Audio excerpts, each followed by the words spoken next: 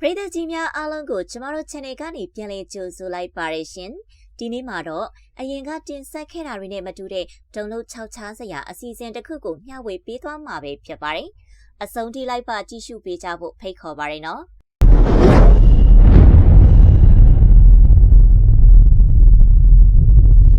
အနည်းရရှိတဲ့မွေညာအမေဇုံတော်တွေကကြောက်စရာကောင်းတဲ့တရိတ်ဆန်တွေအကြောင်းကိုစပြီးပြောရမယ်ဆိုရင်အစိမ်းရောင်အနာခွန်ကြောင့်မွေပဲဖြစ်ပါတယ်။ဒီမွေတွေကအရှည်ပေ30အထိရှည်လျားပြီးတော့အထူက12လက်မလောက်တောင်ရှိပါတယ်။အကြီးဆုံးမွေဆိုရင်ပေါင်950လောက်အထိအလေးချိန်ရှိပြီးတော့ပုံမှန်လူတစ်ယောက်ရဲ့အလေးချိန်ထက်3ဆကျော်တောင်ပိုလေးပါတယ်။ဒါပေမဲ့အစိမ်းရောင်အနာခွန်ကြားတွေကိုအခြားရာတွေတကယ်ကြောက်စရာကောင်းစေတာကသူတို့ရဲ့အင်အားကြီးမားမှုပါပဲ။အစိတ်အယမ်းမပြင်းတဲ့မွေဖြစ်တဲ့အတွက်သူတို့ကအစိတ်ကိုအားမကိုပဲအားကြီးတဲ့ခန္ဓာကိုယ်နဲ့ဖမ်းမိချတဲ့သားကောင်တွေကိုရွက်ပတ်ပြီးအသက်ရှူမဝတဲ့အထိညှစ်ချလေးရှိပါတယ်။ဒီလိုသတ္တဝါတွေနဲ့ကြုံခဲ့ရင်အမေဇုံမြစ်ထဲခုန်ချလိုက်ရင်လွတ်နိုင်မလားလို့ထင်ကောင်းထင်ကြပါလိမ့်မယ်။ဒါပေမဲ့မဖြစ်နိုင်ပါဘူးနော်။ဒီတရိတ်ဆန်တွေကရှည်ထဲမှာပါကျွမ်းကျင်စွာနေထိုင်နိုင်သေးတာပါပဲ။ဒီမွေတွေကရေအောက်မှာ10မိနစ်ကျော်အသက်အောက်ပြီးနေနိုင်နေဆိုတာကလည်းတကယ်ကိုအံ့အားသင့်စရာပါပဲ။ဒီသတ္တဝါတွေရဲ့လက်ကနေလို့ဖို့ရေကူးပြီးသွားရင်ရမယ်လို့တော့မထင်လိုက်ပါနဲ့မလွယ်ပါဘူးနော်သူတို့ကအသက်ရှူမဝရင်တောင်မှရေအောက်မှာဆက်နေနိုင်ပါသေးတယ်ဘာလို့လဲဆိုတော့သူတို့ရဲ့မျက်လုံးနဲ့နှာခေါင်းပေါက်တွေကခေါင်းရဲ့အပေါ်ဘက်မှာရှိနေတာကြောင့်ရေအောက်မှာနေရင်းနဲ့ပါမြင်နိုင်အသက်ရှူနိုင်လို့ပါပဲတကယ်ပါလွန်ခဲ့တဲ့နှစ်ပေါင်း60လောက်ကအရှိပေ90လောက်ရှိပြီးပေါင်ချိန်2500လောက်လေးတဲ့ဒီရှေးဟောင်းငွေကြီးဟာအမေဇုံဒေသကိုအုပ်စိုးခဲ့တာပါအခုပြောနေတာကတော့တိုင်တန်နိုဘိုအားအကြောင်းပြောနေတာပါကံကောင်းစွာနဲ့ပဲဒီကြောက်စရာကောင်းတဲ့ငွေကြီးဟာလွန်ခဲ့တဲ့နှစ်ပေါင်း58တန်းလောက်ကလေးကမျိုးတုံသွားပြီလို့ယူဆထားကြပါတယ်20ရာစုအစောပိုင်းမှာအမေဇုံတော်တွေကသူတွေမြင်တွေ့ခဲ့တာတွေကိုရေးသားခဲ့တဲ့ဗြိတိန်နိုင်ငံကစူဇန်ရှာဖွေသူပါစီဖော့ဆက်ရဲ့မှတ်တမ်းပါပဲကျွန်တော်တို့ကမ်းပေါ်ကိုတက်လာပြီးအဲ့ဒီတွားသွားတဲ့ဝါစီကိုချင်းကက်ခဲ့ကြပါတယ်ဂျိုင်းတာလို့ရတဲ့လောက်ဆိုရင်ရေပြင်ပေါ်မှာ45ပေလောက်ရှည်လျားနေပြီးတော့ရှည်ထဲမှာ18ပေလောက်ရှိနေသေးတာကြောင့်စုစုပေါင်းအရှိ62ပေလောက်ရှိမယ်လို့ထင်ရပါတယ်။ကံကောင်းစွာနဲ့ပဲအများစုကဖော်ဆက်ရဲ့ဖြစ်စဉ်ကိုအရန်ကောင်းတဲ့ပုံမြင်တဲ့ပုတ်လိုပဲသဘောထားကြပါတယ်။အမေဇုံဒေသဟာစတူရန်မိုင်1.5တန်းကျော်အထိခြေဝန်းပြီးတော့ပြင်သစ်နိုင်ငံချက်10ဆကျော်ကြီးမားပါတယ်။ဒီလောက်ကြီးမားတဲ့ဒေါနက်ထဲမှာအင်မတန်ကြီးမားတဲ့မွေကြီးတစ်ကောင်ရေထဲမှာပုံအောင်မနေဘူးဆိုတာဘယ်သူမှအတိအကျမပြောနိုင်ပါဘူး။ဒီလောက်နဲ့တင်မပြီးသေးပါဘူး။အမေဇုံတော်ထဲမှာနောက်ထပ်ကြီးမားတဲ့မွေတစ်မျိုးထပ်ရှိသေးတယ်ဆိုတဲ့ဇလန်းတွေလည်းရှိပါသေးတယ်။ဒေသခံမျိုးနွယ်စုတွေရဲ့ပြောကြားချက်အရအမေဇုံတဝမ်းမှာယာကူမမာလို့ခေါ်တဲ့ကြောက်မက်ဖွယ်မွေကြီးကိုမြင်တွေ့ခဲ့ကြရတယ်ဆိုတာပါပဲ။ရှင်နေတော်ဝါအားလုံးရဲ့မိခင်လို့ရှုံကြည်နေကြတဲ့ဒီမွေကြီးဟာအရှိပေ200နီးပါးရှိပြီးတော့အစိမ်းရောင်အနာကွန်ဒါထက်6ဆလောက်ပိုရှိတယ်လို့သိရပါတယ်။ဘိုဘီကြောက်စရာကောင်းတာကတော့ယာကူမမဟာသူနာရောက်လာတဲ့ဘယ်သက်ရှိတော်ဝါတိုင်းကိုမဆိုစုံယူနိုင်တယ်လို့တောင်ယုံကြည်ထားကြပါတယ်။ဒါတွေမကသေးပဲဒီတော်ဝါကြီးဟာရှေ့ထဲမှာကိုခန္ဓာကြီးကိုအားနဲ့လှုပ်ရမ်းလိုက်ုံနဲ့လိုင်းကွင်းကြီးတွေကိုတောင်ဖန်တီးနိုင်တယ်လို့ပြောကြပါတယ်။1900ပြည့်နှစ်အစောပိုင်းကာလမှာတော့လေတစည်းပေါ်ကနေလူ2ယောက်ဟာအမေဇုံမြစ်ထဲမှာယာကူမမကိုတွေ့မြင်ခဲ့တာကြောင့်အဲ့ဒီတော်ဝါကိုဖျက်ဆီးဖို့အတွက်ရှေ့ထဲကိုပောက်ကွဲစေတတ်တဲ့ပစ္စည်းတစ်ခုပြစ်ချခဲ့တယ်လို့တောင်သိရပါတယ်။ပောက်ကွဲမှုဖြစ်ပွားပြီးနောက်မှာတော့ငွေကြီးဟာရေထဲကနေထွက်လာပြီးရေကူးထွက်သွားခဲ့ပါတယ်။အဲ့ဒီချိန်မှာမြင်လိုက်ရတဲ့လူ2ယောက်လုံးနဲ့ကြောအိမ်မတက်အောင်ကြောက်လန့်နေခဲ့ကြတယ်လို့သိရပါတယ်။ဒီစုပ်ဖို့ခေါလို့နှစ်ကြေကောင်အမေဇုံတော်ထဲမှာအရွယ်အစားကြီးမားတဲ့မွေကြီးတွေကိုပဲတတိထားရမှာမဟုတ်ပါဘူး။ဗန်ပိုင်းရလို့ချလိုက်တာနဲ့ချစ်စရာကောင်းတဲ့တဲ့ဘွားမဟုတ်ဘူးဆိုတာတော့သိကြမှာပါ။အဲ့ဒါကသွေးစုပ်ဖို့ကောင်လို့နှစ်ကြေကောင်ကိုပြောတာပါ။သူတေတီတွေက2023ခုနှစ်မှာရှာဖွေတွေ့ရှိခဲ့ကြတာဖြစ်ပြီးတော့သူတို့ရဲ့အရွယ်အစားက 0.7 လက်မလောက်ရှိတာကြောင့်ပုံမှန်နှစ်ကြေကောင်ထက်2ဆလောက်ကြီးပါတယ်။ဒါပေမဲ့ကြောက်စရာအကောင်ဆုံးကတော့သူတို့ရဲ့အရွယ်အစားမဟုတ်ဘဲအပြုတ်မှုပဲဖြစ်ပါတယ်။နေကျေကောင်အမတကောင်ဟာတင်တော်တဲ့သားကောင်ကိုတွေ့လာရင်ပုံမှန်ဆိုရင်တော့ပိုးလောင်ပိုးကောင်ချားမမဟုတ်ပင်ကူကိုရှာတွေ့တဲ့အခါသူ့ရဲ့အိမ်မွေးပိုးအနေနဲ့အဲ့ဒီတရဝါတင်းမှာသူမရဲ့သားဥကိုထည့်သွားပါတယ်။ဟုတ်ပါတယ်။အဲ့နဲ့တူတဲ့ဥဥတဲ့အင်္ကာနဲ့ထိုးသွင်းသွားတာပါ။သွေးဆုပ်တဲ့နေကျေကောင်တွေဟာအနီရောင်အရာတွေကိုလည်းဖြစ်တတ်ကြပါတယ်။ သူတို့အဲ့ဒီလိုထဲသွင်းပြီးအခြေအနေငယ်ကြာပြီးတဲ့နောက်မှာတော့သူတို့ထည့်ထားတဲ့ဥတွေဟာပိုလာအဖြစ်ပေါက်ဖွာလာမှဖြစ်ပြီးအဲ့ဒီတရဝါတွေကိုအတွင်းတဲကနေစားတောက်ခါပြေဆုံးသွားအောင်လုပ်ကြပါတယ်တကယ်ကိုအနေရများတဲ့အကောင့်တွေထဲမှာသူတို့လည်းပါတယ်ဆိုတာတော့မိထားလို့မဖြစ်ပါဘူးနော်ဗမ်ပိုင်ယာဆိုတဲ့စကားနဲ့ဆက်ဆက်ပြီးတော့နောက်ထပ်ရက်ဆက်ကြမ်းကြုတ်တဲ့တရဝါအကြောင်းကိုပြောပြပေးပါမယ်လေးပေနီးပါးလောက်အရှိရှိတဲ့ဒီငါးမျိုးစိတ်ကိုတော့ဖေအားရဒါမှမဟုတ်ပေးစုပ်ဖို့ကောင်ငါလို့လူသိများပါတယ်ဒီငါးတွေရဲ့အောင်မေးရုံးမှာ6လက်မအရွယ်ကြောက်စရာကောင်းတဲ့သွားနှချောင်းပါပါတယ်အဲ့ဒီသွားတွေကဒီတိုင်းကြားသားဖို့ပဲမဟုတ်ဘဲနဲ့သူတို့အနာကက်လာတဲ့ငါးတွေကိုကိုက်ချစ်ပြီးတက်ဖြတ်နိုင်စွမ်းရှိပါတယ်လူသားတွေအပေါ်တိုက်ခိုက်မှုတွေပြုလုပ်တဲ့ဆိုတဲ့မှတ်တမ်းတစ်ခုမှမရှိသေးပေမဲ့ဒီကြောက်စရာကောင်းတဲ့ငါးတွေရှိတဲ့ရှေ့ထဲမှာတော့ရေကူးဖို့မစင်စားရဲပါဘူးနော်ဒါပေမဲ့ဖေအာရာငါမဟုတ်ပဲအမေဇုံမြစ်ထဲမှာကျန်းတဲ့အခြားသတ္တဝါတွေအများကြီးရှိနေပါသေးတယ်။လင်းပိုင်တွေကိုတော့ပုံမှန်ဆိုရင်သူတို့ရဲ့ကစားတတ်တဲ့အကျင့်နဲ့ညံရည်ထက်မြက်မှုတွေကြောင့်လူတွေသဘောကျပေမဲ့အမေဇုံမြစ်ထဲကလင်းပိုင်တွေကတော့ပိုပြီးအန္တရာယ်ရှိတဲ့ပုံစံကိုတွေ့ရမှာဖြစ်ပါတယ်။ဒီလင်းပိုင်တွေကဖေအာရာငါတွေလိုပဲသားကောင်ကိုဆွဲဖြဲစားရတာကိုအယမ်းနှစ်သက်ကြပါတယ်။ဒါပေမဲ့ပိုပြီးကြောက်စရာကောင်းတာကတော့ဒီရင်းနေနိုးတိုက်သတ္တဝါတွေဟာလူသားတွေကိုပါအစာအဖြစ်သတ်မှတ်နေကြပြီဆိုတဲ့အရာပါပဲပြီးတော့သူတို့ရဲ့ပါဇက်ထဲမှာကြောက်စရာကောင်းတဲ့အန်သွား28စုံရှိနေတာပါပဲတိတ်တော့မစင်းစားမိပေမဲ့အမျိုးသမီးကရေထဲမှာပဲဆက်နေခဲ့ပါတယ်အဲ့ဒါကကြီးမားတဲ့အမားတစ်ခုဖြစ်လာခဲ့ပါတယ်2023ခုနှစ်မှာတော့အသက်28နှစ်အရွယ်အမျိုးသမီးတစ်ယောက်ဟာဒီအန္တရာယ်ကိုကိုယ်တိုင်ကြုံတွေ့ခံစားခဲ့ရပါတယ်သူမမြစ်ထဲမှာရေကူးနေချိန်ပန်းရောင်လင်းပိုင်တစ်ကောင်ဟာရေအောက်ကနေသူ့စီကိုဥတီလာနေတာကိုထူးဆန်းစွာမြင်တွေ့လိုက်ရပါတယ်။ဘာမှစဉ်းစားမနေပဲသူမကရေထဲမှာဆက်နေခဲ့ပါတယ်။ဒါပေမဲ့အဲ့ဒါကသူ့အတွက်ကြီးမားတဲ့အမှားတစ်ခုဖြစ်သွားခဲ့ပါတယ်။ခဏအတွင်းမှာအဲ့ဒီလင်းပိုင်ဟာသူမရဲ့ခြေထောက်ကိုစက္ကန့်20လောက်သွားနဲ့ကိုက်ချစ်ခဲ့ပါတယ်။ကံကောင်းစွာနဲ့ပဲသူမဟာအသက်ရှင်ခဲ့ပေမဲ့ခြေထောက်ရဲ့အရည်ပြားနဲ့ကြွက်သားတွေတော်တော်ပြည့်စည်သွားခဲ့ရပါတယ်။အမေဇုံတောတွေကတော့အရန်ကိုချိန်စာတင်လွန်းလို့ဒီမှာရှိတဲ့လင်းပိုင်တွေတောင်အနေရပြုတဲ့သတ္တဝါတွေဖြစ်လာကြတာပဲအနံပိုးကောင်ဗဟိုအမေရိကနဲ့တောင်အမေရိကတဝက်မှာတွေ့ရတဲ့ဒီ insect ပိုးမွားတွေကညချိန်မှာလှုပ်ရှားပြီးအိပ်ပျော်နေတဲ့တရိတ်ဆန်တွေကိုရှာဖွေစားတောက်လေးရှိပါတယ်သူတို့ရဲ့ပြစ်မှတ်တစ်ခုကိုတွေ့ပြီးဆိုတာနဲ့သူတို့ရဲ့အနေတူတဲ့နှမောင်းကိုအသုံးပြုပြီးဒီသားကောင်ရဲ့ကိုယ်တွေကသွေးကိုစုပ်ယူစားတောက်ကြပါတယ်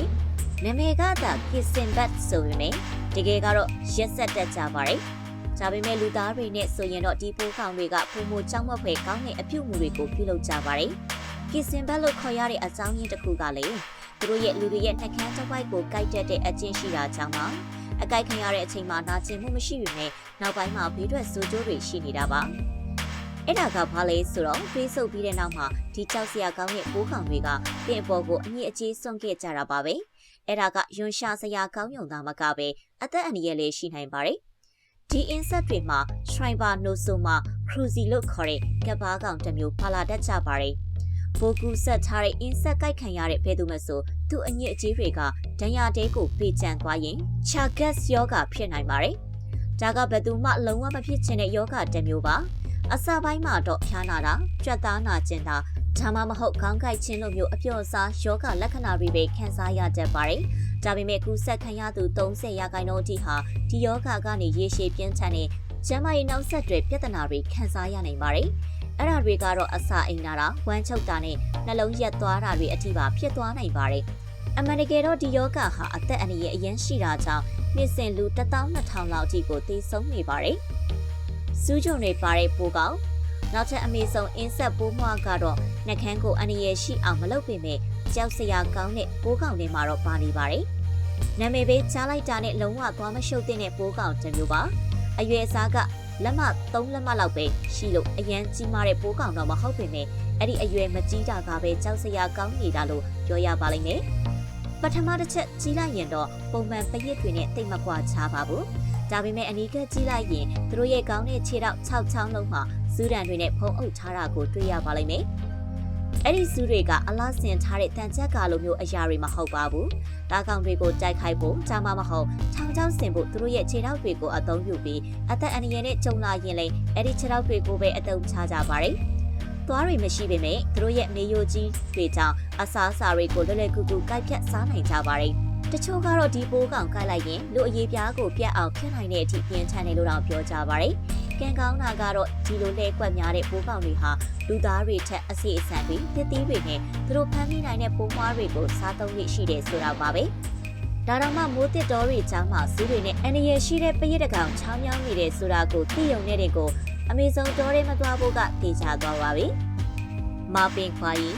2014ခုနှစ်တုန်းကဘရာဇီးအမေဇုံတော်တွေကိုဗယ်ရီတီခိုးသူတွေဝင်ရောက်လာတော့ရုတ်တရက်ထူဆန်းတဲ့အတန်တစ်ခုကိုကြားခဲ့ရပါတယ်။အဲ့ဒါကတော့သားရဲတကောင်စီကထွက်ပေါ်လာတဲ့အတန်ဖြစ်ပါတယ်။သူတို့တွေကတယောက်ကအတန်တဖြည်းဖြည်းကပ်လာနေတာကိုရုတ်တရက်သတိထားမိခဲ့ပြီးနောက်မှာတော့ဒီရဲတောက်နေတဲ့မျက်လုံးတစ်လုံးနဲ့တရဝါကြီးတစ်ကောင်ကအမောင်ကျိန်ကနေသူတို့ကိုကြည့်နေခဲ့တာဖြစ်ပါတယ်။ခဏလေးအတွင်းမှာပဲသူတို့လည်းလှေစိုက်ထားတဲ့နေရာစီပြေးသွားကြပြီးရွာကိုအမြန်ဆုံးပြန်သွားခဲ့ကြပါတယ်။ကံကောင်းစွာနဲ့ပဲဗယ်ရီတီခိုးသူအလုံးဘေးကင်းစွာလွတ်မြောက်ခဲ့ကြပါတယ်။သူတို့လည်းရက်တော်ကြအိတ်မပြောနိုင်ပဲအဲ့ဒီဖြစ်ပျက်ခဲ့မှုကိုကြောက်လန့်ခဲ့ပြီးအမေဇုံတော်တွေကိုဘယ်တော့မှပြန်မသွားဖို့ဆုံးဖြတ်ခဲ့ကြပါတယ်။အဲ့ဒါဆိုရင်သူတို့တွေဘလို့တဲ့ဘဝကိုကြွေခဲ့တာလေ။ theory ပညာရှင်တွေရဲ့အယူအဆအရကတော့အမေဇုံရဲ့ထူထပ်တဲ့အရွက်တွေကြားမှာနေထိုင်တတ်တဲ့ဂျန်ဟိုင်လာအေယာမတရဝမာပင်ကွာကြီးဖြစ်နိုင်ပါတယ်။ဘရာဇီးရိုးရာပုံမြင်တွေအရမာပင်ကွာရီဟာခြေထောက်နှစ်ချောင်းကြားမှာမဟုတ်၄ချောင်းရှိတတ်ပါတယ်။အနည်းဆုံး9ပေအမြင့်ရှိတဲ့အဲ့ဒီတရဝတွေဟာမထက်ရနိုင်ပြီ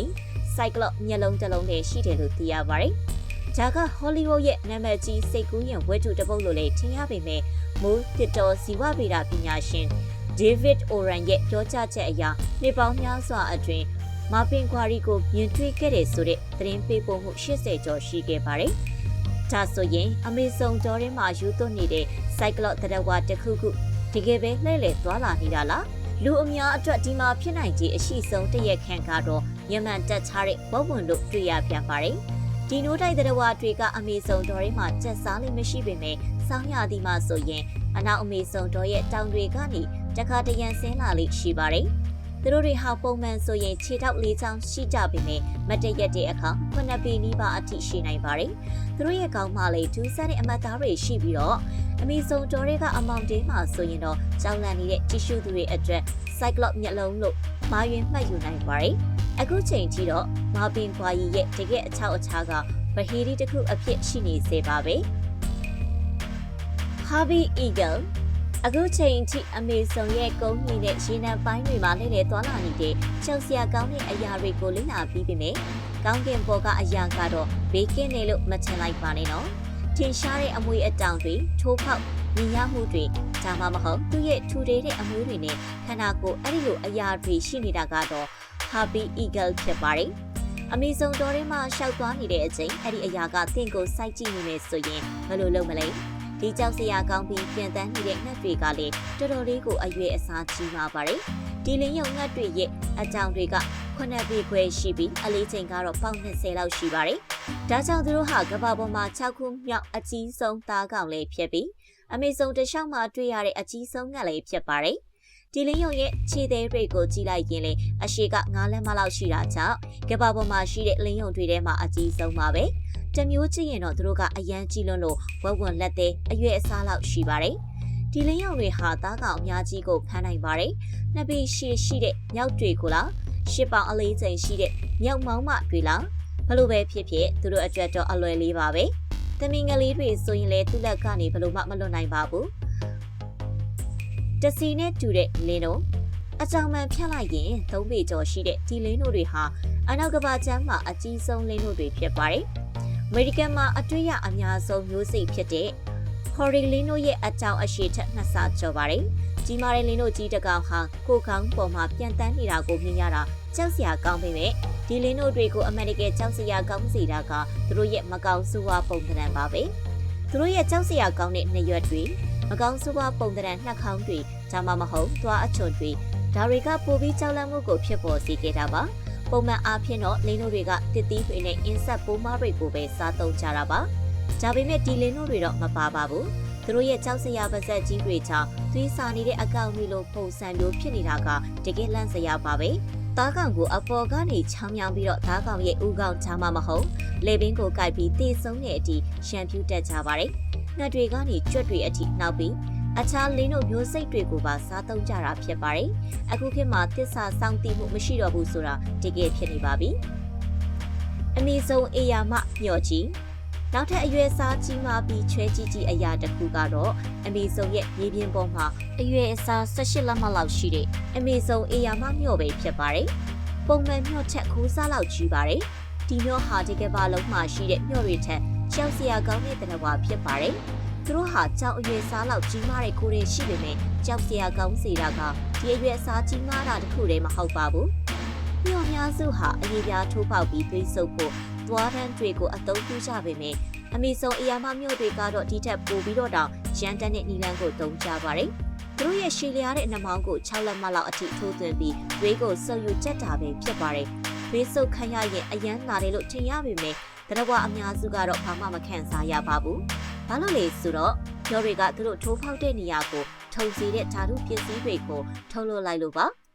ကြပြင်မျော်ရရဲ့တတွေးမှာသွေးစီးဆင်းမှုကိုပုံမတိုးပွားစေတဲ့သွေးခဲပြော့စီးတစ်မျိုးပါဝင်တာကြောင့်သွေးကိုလွယ်လွယ်ကူကူနဲ့ဆုပ်ယူနိုင်အောင်လုပ်ပေးပါတယ်။အမှန်တော့19ရာစုနောက်ပိုင်းတုန်းကပြောဆိုချက်တွေအရညင်းဂျာမမဟုတ်နွားတစ်ကောင်ဟာအမေဆုံးအေယာမမျော့တွေအများကြီးအခက်ခံခဲ့ရရင်အသက်အန္တရာယ်ရှိနိုင်တယ်လို့ဖော်ပြထားပါတယ်။ဒါပေမဲ့အဲ့ဒီဖော်ပြချက်တွေဟာတကယ်အဖြစ်မှန်တဲ့စိတ်ကူးရင်ဇလန်းတွေဖြစ်နိုင်ခြေများပါတယ်။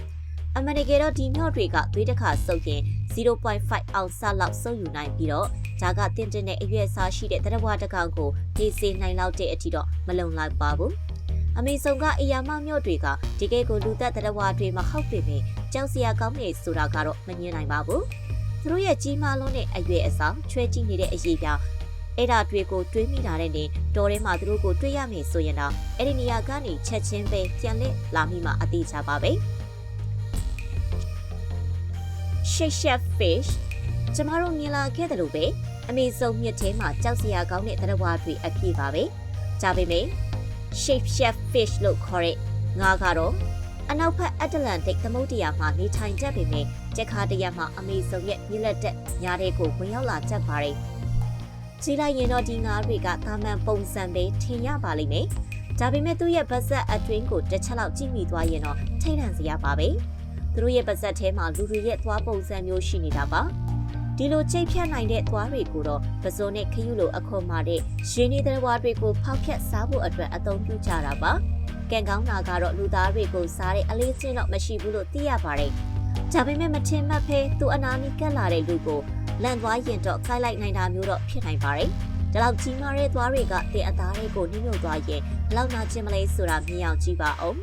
ကြောက်စရာကောင်းတဲ့အဆွေတွေပါတဲ့ငါးတွေအကြောင်းပြောရင်းနဲ့ပဲနောက်ထပ်ကြောက်စရာကောင်းတဲ့ငါးတစ်မျိုးကတော့ပါကူးငါးပါပဲဒီငါးကိုလူသိနေပေမဲ့တချို့ချက်တွေမှာတော့ပိုပြီးကြောက်စရာကောင်းနိုင်ပါတယ်အရှိ3ပေခွဲလောက်အထိကြီးထွားပြီးအလေးချိန်88ပေါင်ထိရှိတဲ့ဒီငါးရဲ့အထင်ရှားဆုံးလက္ခဏာကတော့သူ့ရဲ့သွားတွေပဲဖြစ်ပါတယ်Chef fish ငါးတွေလိုပဲပါကူးငါးမှာလည်းကြောက်စရာကောင်းတဲ့အံသွားတွေရှိပါတယ်အမေဆုံးတစ်လျှောက်မှာတွေ့ရတဲ့ဒီအသားစားငါးတွေဟာသူတို့ရဲ့တန်မာတဲ့မေးရိုးနဲ့ချိတ်ဖောက်နိုင်တဲ့သွားတွေကိုအသုံးပြုပြီးမြစ်ထဲကိုကျသွားတဲ့အခွန်မာသီးတွေကိုတော့အလွယ်တကူစားသုံးနိုင်ကြပါတယ်။ဒီပေါင်းများစွာအတွင်းဒီငါးတွေဟာမတူညီတဲ့အခွန်မာသီးတစ်မျိုးကိုကိုက်ဖြတ်စားတောက်တဲ့သတင်းတွေလည်းထွက်ပေါ်ခဲ့ပါသေးတယ်။2004ခုနှစ်လောက်တုန်းကဖြစ်ရတဲ့ခုမှာတော့စကော့တလန်နိုင်ငံကမိန်းကလေးငယ်တစ်ယောက်ဟာပါကူးငါးတွေနဲ့ပြည်နေတဲ့ရေကန်တဲကိုလက်ကိုချချမိလိုက်ပါတယ်။စက္ကန့်ပိုင်းအတွင်းမှာပဲသွားတွေပါတဲ့ငါးတကောင်ဟာသူမရဲ့လက်ကိုကိုက်ထားပြီးမလွတ်တော့ပဲရေထဲကလက်ကိုဆွဲထုတ်လိုက်တဲ့အချိန်မှာတော့သူမရဲ့လက်ချောင်းတစ်ချောင်းကိုကိုက်ဖြတ်ခဲ့ပါတယ်။အဲ့ဒီလိုအကိုက်ခံရတာကြောင့်မိန်းကလေးဟာသူ့ရဲ့တရားကိုပြန်လည်ပြုပြင်ဖို့ပလတ်စတစ်စာချီလုပ်ရတဲ့အထိဖြစ်သွားခဲ့ပါတယ်။ဒီကိကိုကြောက်စရာကောင်းတဲ့ဖြစ်ရတစ်ခုပါပဲ။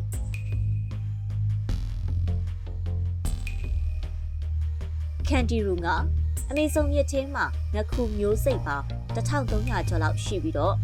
့အချို့ဆိုရင်လူကိုပါလိုက်လံတိုက်ခိုက်နိုင်လောက်အောင်ကြီးမားတဲ့အမျိုးအစားတွေတောင်ရှိပါတယ်။အဲ့ဒီထဲမှာရှိတဲ့အကောင်ရဲ့အရွယ်အစားကတကယ်ကိုကြောက်စရာကောင်းပါတယ်။ဒါပေမဲ့ဒီရေပြင်မှာလူတွေအကြောက်ဆုံးဖြစ်တဲ့ငခုကလည်းအသေးဆုံးပါပဲ။အဲ့ဒီငါကတော့ကန်ဒီရူပဲဖြစ်ပါတယ်။ကန်ဒီရူဟာကက်ပါငါခုစိတ်မျိုးတစ်ခုဖြစ်ပြီးတော့ပုံမှန်အားဖြင့်အရှိကလည်းတလက်မထက်ပုံမရှိပါဘူး။ဒါဆိုဘာလို့လူတွေဒီလောက်ကြောက်ကြတာလဲ။အကြောင်းရင်းကတော့ဒီငါကသွေးအရန်ကြိုက်လို့ပါဒီလိုလုံးဖို့အတွက်သူတို့ဟာငါးတွေရဲ့ဗဟတ်တွေကိုတွေ့ကပ်ပြီး အဲ့လိုသွားတွေကိုထိုးသွင်းကသွေးကိုစုပ်ယူတတ်ကြပါတယ်။ကပ္ပငါသွေးစုပ်ငါတွေကတော်တော်ရက်ဆက်တယ်လို့ထင်ရပေမဲ့ကန်တီရူကပိုဆိုးတဲ့အရာတွေကိုလုပ်နိုင်ပါသေးတယ်။အမေဇုံမြစ်ထဲမှာစီးသွားတတ်တဲ့ယောက်ျားလေးတိုင်းအတွက်တော့တကယ်ကိုသတိထားဖို့လိုပါတယ်နော်။ဒီမှာမြင်တဲ့အတိုင်းပါပဲလူရဲ့စီအနံ့ကကန်တီရူငါတွေကိုဆွဲဆောင်တတ်တယ်လို့သိရပါတယ်။အဲ့ဒီလိုဆွဲဆောင်ခံရရင်ဒီငါတွေကရေတဲကနေခုန်ထွက်လာပြီးအထဲကိုပွင့်သွားတတ်ပါတယ်။အဲ့ဒီလိုရဲ့စီးထွက်တဲ့လမ်းကြောင်းတွေပွင့်သွားပြီဆိုရင်တော့ငါကသူ့ရဲ့ပါဇက်ကစူးတွေကိုအသုံးပြုပြီးကိုယ်ထဲမှာချစ်ကပ်ချလိုက်ပါတယ်။အဲ့ဒါဆိုရင်နာကျင်မှုကိုခံစားရတာမို့ခွဲစိတ်ကူတာမှုပြုလုပ်မှသာဖယ်ရှားနိုင်မယ်လို့လည်းသိရပါတယ်။တချို့ရဲ့ပြောပြချက်အရကန်ဒီရူငါတွေကသူ့ရဲ့ private အစိတ်အပိုင်းနဲ့အထိဝင်ရောက်ခဲ့တဲ့ဆိုတဲ့ယုံကြည်လောက်တဲ့တသက်အထောက်အထားတွေကအလွန်နေပါပါတယ်။နောက်ဆုံးသတင်းပေးပို့ထားတဲ့ဖြစ်ရပ်ကတော့1998ခုနှစ်မှာဖြစ်ပြီးတော့ဘရာဇီးကဆရာဝန်တယောက်ကယောက်ျားလေးတဦးရဲ့စီးလန့်ကြောင်းတွေကကန်ဒီရူငါကိုဖယ်ရှားပေးခဲ့ရတယ်လို့ပြောခဲ့ပါတယ်။ဒါပေမဲ့ငါရဲ့အရွယ်အစားအပါအဝင်အချက်လက်တွေမကိုက်မိတာများနေတာကြောင့်ကျွမ်းကျင်သူတွေကဒါနဲ့ပတ်သက်ပြီးတန်တရားဖြစ်ခဲ့ပါတယ်။ဒါပြင်2010ခုနှစ်မှာပြုလုပ်ခဲ့တဲ့သူတေသနာတွေအရာကန်ဒီရူငါတွေဟာအနက်မဟုတ်ပဲမျက်စိမြင်ကွင်းကိုအဓိကထားပြီးအစာရှာကြတယ်လို့ဖော်ပြထားပါတယ်။အဲ့ဒါကြောင့်စီးရဲ့အနံ့ကြောင့်ဆွဲဆောင်ခံရတယ်ဆိုတဲ့အယူအဆကဖြစ်နိုင်ခြေနေပါတယ်လို့သတ်မှတ်ကြပါတယ်။ Break ဖို့တူခံအခုထိကြီးခဲ့ရတဲ့အမေဆုံရဲ့ကြောက်စရာတရဝါတွေကြားမှာဘိုးမတွေကိုအဓိကစားတဲ့တင်းငယ်တဲ့ငှက်တဲ့မျိုးကအမေဆုံရဲ့အကြောက်ဆုံးတရဝါတွေထဲပါလာတယ်ဆိုတာဟာလေအံ့ဩစရာပါပဲ။ဒါပေမဲ့ Break ဖို့တူငှက်ကတော့တကယ်ကိုကြောက်စရာကောင်းနေဆိုတာသိကြပါတယ်။အမေဆုံတော်ထဲမှာပိုတူးငှက်အမျိုးအစားစုစုပေါင်း9မျိုးရှိပြီးအများစုကတော့အဝါရောင်မျက်လုံးတွေရှိပါတယ်။ဒါပေမဲ့ပိုတူးငှက်မျိုးစိတ်တစ်မျိုးကတော့ပိုပြီးထိတ်လန့်စရာကောင်းပါတယ်။ဒါကတော့ Great ပိုတူးငှက်ပါပဲ။ဘယ်လိုဖော်ပြရမလဲဆိုရင်တော့ပင်ပေါင်ဘောလုံးလိုအရန်ကြီးမားတဲ့မျက်လုံးအနက်ရောင်နဲ့ကြောက်စရာကောင်းတဲ့ပါးစပ်ကြီးရှိနေတာပါ။ပြီးတော့ပိုတူးငှက်တွေကမျက်လုံးမိတ်ထားရင်တော့အရန်ကြောက်စရာကောင်းပါတယ်။သူတို့ရဲ့မျက်ခုံပေါ်မှာရှိတဲ့ထူးဆန်းတဲ့အရာကြောင့်မျက်လုံးမိတ်ထားရင်တော့သူတို့ပတ်ဝန်းကျင်ကလှုပ်ရှားမှုကိုခံစားမိနိုင်ပါတယ်။နေ့ခင်ဘက်မှာတော့သူတို့ဟာတစ်ပင်ငုတ်တွေပေါ်မှာနေပြီးပတ်ဝန်းကျင်နဲ့ရောနှောနေအောင်နေတတ်ပါတယ်။ဒါပေမဲ့ညအချိန်မှာတော့ပိုတူးငှက်ကသူ့ရဲ့ကြီးမားပြီးကြောက်စရာကောင်းတဲ့ပါးစပ်ကိုဖွင့်ပြီးလေထဲကပိုးမွှားတွေကိုဖမ်းယူစားသုံးတတ်ပါတယ်။အမန်တကယ်ဒီငှက်ကိုအိမ်မက်ဆိုးတရဝအကောင်အဖြစ်သတ်မှတ်စေတဲ့အချက်ကတော့သူတို့ရဲ့အော်တန်ပဲဖြစ်ပါတယ်။ညမောင်မိုင်းနေတဲ့အမေဆုံတော်ထဲမှာဒီလိုအတန်ချားရင်ကြောချမ်းတယ်လို့တောင်ခံစားရပါတယ်။ဒီမှာနားထောင်ကြည့်ပါ။အမေဆုံတော်ထဲမှာတွေ့ရတဲ့အင်းဆက်စားတဲ့ငှက်ကလေးတွေတောင်ကြောက်စရာကောင်းနေပြီးဒီနေရာကတကယ်ကိုချိန်စာတင်နေတဲ့နေရာဖြစ်ကြောင်းပြသနေပါတယ်။ဒီလိုနဲ့ပဲအမေဆုံမှာရှိတဲ့ကြောက်စရာအကောင်ဆုံးတဲ့ဝါတွေကိုစူးစီးတင်ပြရင်းနဲ့ဒီနေ့စီစဉ်ကိုအဆုံးသတ်လိုက်ပါတယ်နော်။ပြည်သက်ကြီးအနေနဲ့ရောဖေးတဲ့ဝါကကြောက်စရာအကောင်ဆုံးလို့ထင်တယ်လေ။အောက်ကကွန်ကမှာမျှဝေပေးသွားပါအောင်နော်။နောက်နေ့တွေမှာလည်းစိတ်ဝင်စားစရာကောင်းတဲ့အရာတွေတင်ဆက်ပေးအောင်ပါမို့စောင့်မျှော်ပေးပါအောင်နော်။ကြည့်ရှုပေးခဲ့တဲ့အတွက်ကျေးဇူးတင်ပါတယ်ရှင်။